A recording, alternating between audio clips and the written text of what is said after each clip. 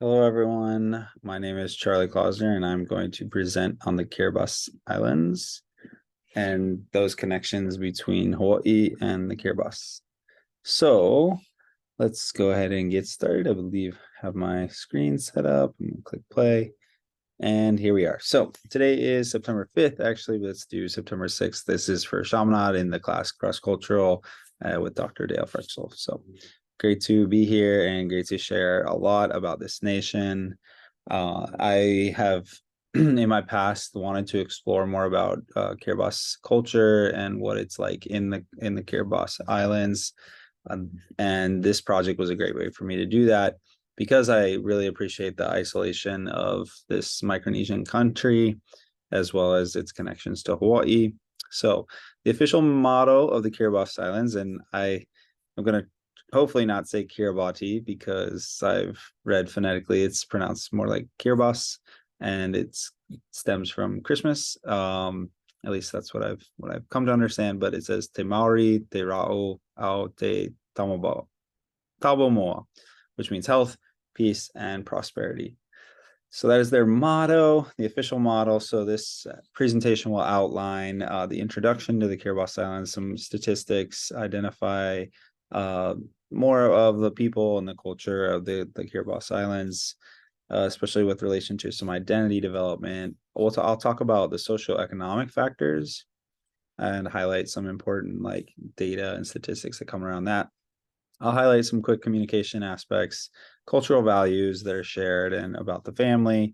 And then I'll talk a little bit about the contemporary issues that are going on right now, which mainly centers around climate change and global warming, as well as end with some counseling strategies to consider when working with those from the Kiribati Islands. Additionally, I'll have a point in this presentation that has compare and contrast differences between the Kiribati and the Hawaiian Islands.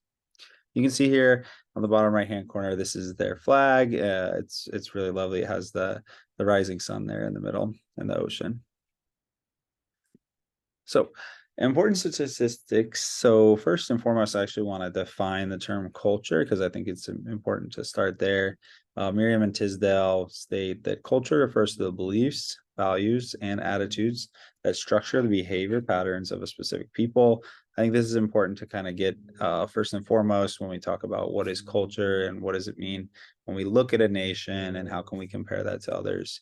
So some quick statistics then that give us the glimpse. So located in the Central Pacific Islands, the Central Pacific Ocean are a group of 33 coral atolls. There's 120,000 people spread across these atolls in a small geographic area that is roughly 330 square miles, although they have been losing square mileage over the course of the last couple of years with the rising tides and rising sea level. Like I said, it's in Central Pacific Ocean, and it technically is in Micronesia. I say technically because it's pretty far east when it comes to the drawing of Micronesia, but it is technically in that area. So about the exploration and the settlement of the islands in the 11th century, there was exploration and settlement from navigators, voyagers from multiple islands, some Polynesian islands like Samoa, Tonga, and Fiji. So those three groups really were the ones who settled and came to define the Kiribati Islands. And that was way back in the 11th century. So that this population relatively new, this culture relatively new as it transitioned into its own nation. And one important statistic that I'll talk a little bit more about is 70% of the people that live in the Kiribati Islands actually live below $6.85 USD per person per day. So I believe the nation itself uses Australian dollars, but the data I found here from the World Bank actually highlighted it in both Australian dollars and USD. And there's a picture from us. So the people. Now, there's not a whole ton of resources out there. I found some good blog posts, good videos, good news documents, articles, some highlights, but I feel like there's a lot more I have left to learn, and it's one of those places I do want to eventually go one day. And despite its rural nature, I'd love to learn more in that sense. But the people there are very connected to place, very connected to land, and very connected to culture. You can see also there is a high importance on this idea of living a simple life, which is highly valued. And this is also kind of reflects in a relatively non-capitalist lens. So they're not concerned about how much the fish that they catch costs or the coconut that they harvest costs. It's more kind of that sustainable, small, simple island kind of lifestyle. Some other people or some other important characteristics of the people of the Kiribati Islands are that family life is super important. This also connects a little bit to religion. And then they also take pride in the daily skills that it takes to live in the Kiribati Islands, to live off the land, to have the skills of fishing and growing food in their taro or their lo'i, similar. It's kind of the sunken gardens almost for some of their staple crops.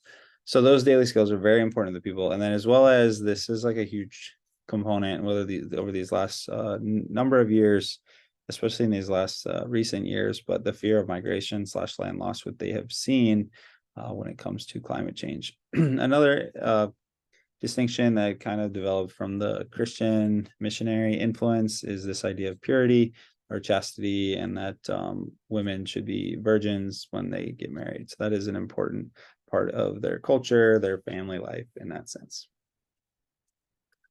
Socioeconomically, like I said, they use the Australian dollar. More than 70% live below $6.85 per person per day. So relatively lower GDP and relatively low per person per capita in income.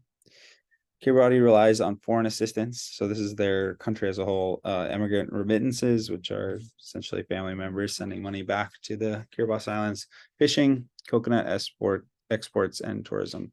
And there was a coconut dish that they were making and was very popular there.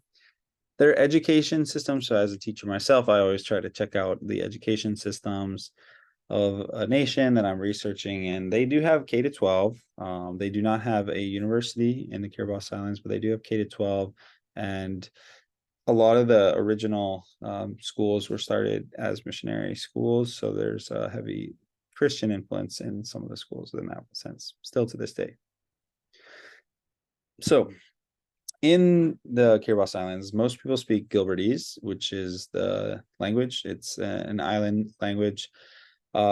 And that is predominantly spoken. There are some people who will speak English in some of the bigger areas, but predominantly Gilbertese is and the Gilbert Islands are part of the atoll.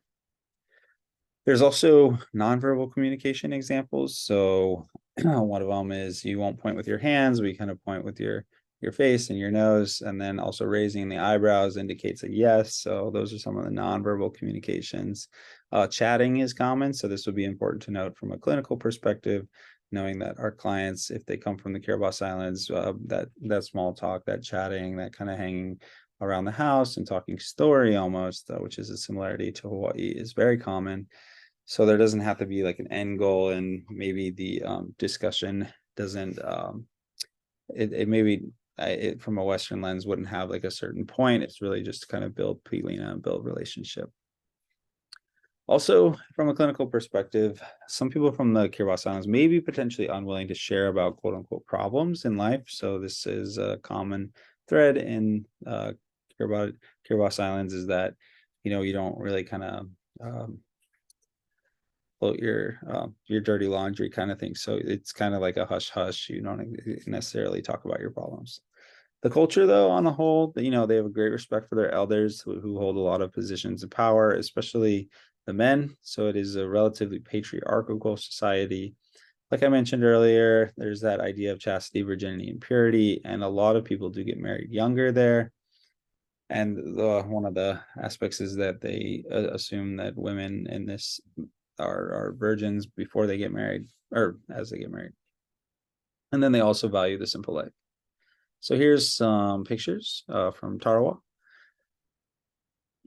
and the contemporary issue. So the big one really is this idea of climate change and the climate crisis. This goes hand in hand with these rising sea levels, so increased temperatures, melting polar ice caps, which then the overall level of the oceans at a higher degree. And in fact, Kiribati has been dealing with some of these effects these last couple of years.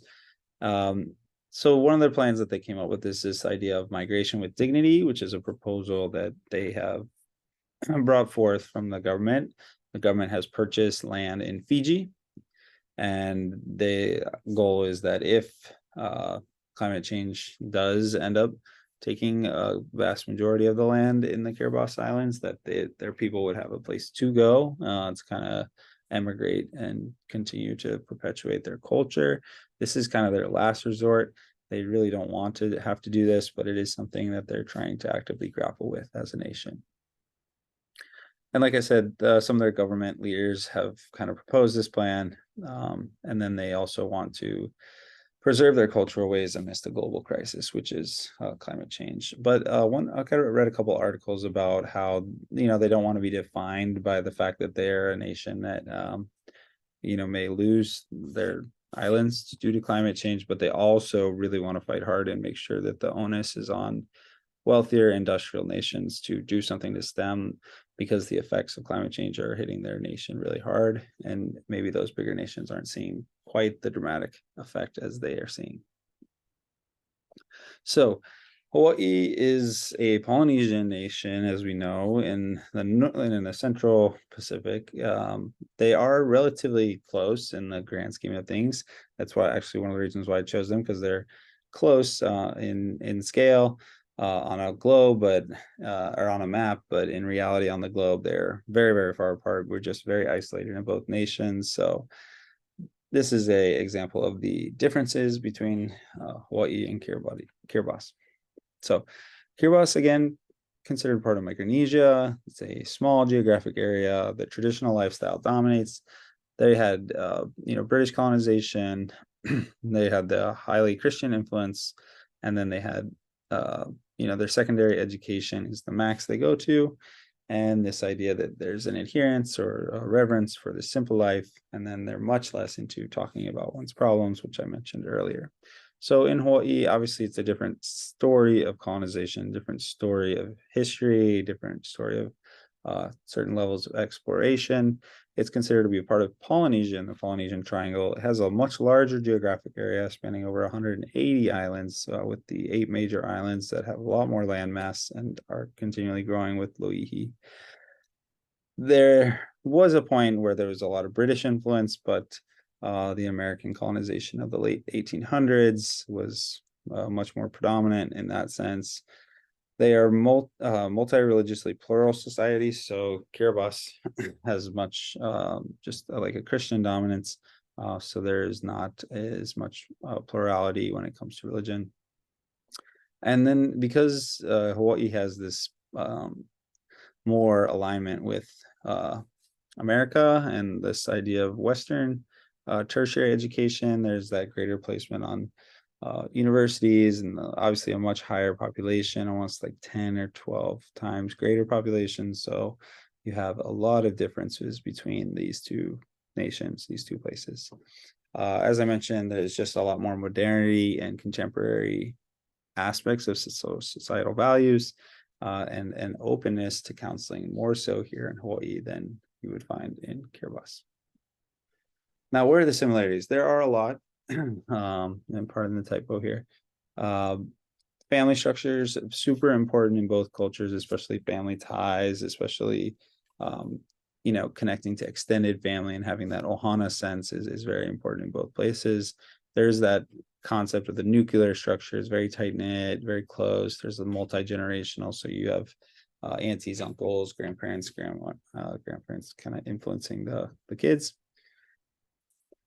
They are both relatively good about cooperation and working together with those outside of their culture. Now, Kiribati Islands doesn't have a ton of foreign influence as much as Hawaii does. So, there's not as much influence in that way. But both places do have a relative cooperation and working with those outside of their culture, especially here in Hawaii when it comes to our multicultural lenses. Ways of life center around in the ocean in both, but this is particularly important in Kiribati with the fact that they are so low lying that the ocean is a lot of their life when it comes to food, when it comes to transportation, when it comes to lifestyle. In Hawaii, we are very much connected to the ocean, but we also have the mountains and Mount Mauka, so there's a little bit less of an importance in the ocean sense. There's still a very big sense. Both share that sense, but with a greater importance in Kiribati. Both are collectivist cultures in nature. Both places have people with strong work ethics in relation to what needs to be done productively. They also both honor the period for personal and environmental rest. So this is more common, this is true in the sense of Hawaii with Makahiki, where there'd be a time where they would let both the people and the land rest. But the people themselves are very hardworking in both places in my beliefs. Similar civic engagement, civil engagement. So a lot of the things that center on environmental justice are really important. Things like climate change, land loss, overfishing, pollution, and rising sea temperatures. So these all affect both of these societies greatly. So, that is that page. And that is it. That was the end of my presentation. I hope there was a good connection between both places, and I hope it was informative. These are both two beautiful cultures with lots of similarities and differences, and I'm glad that I got a chance to learn more about Kiribati. Thanks.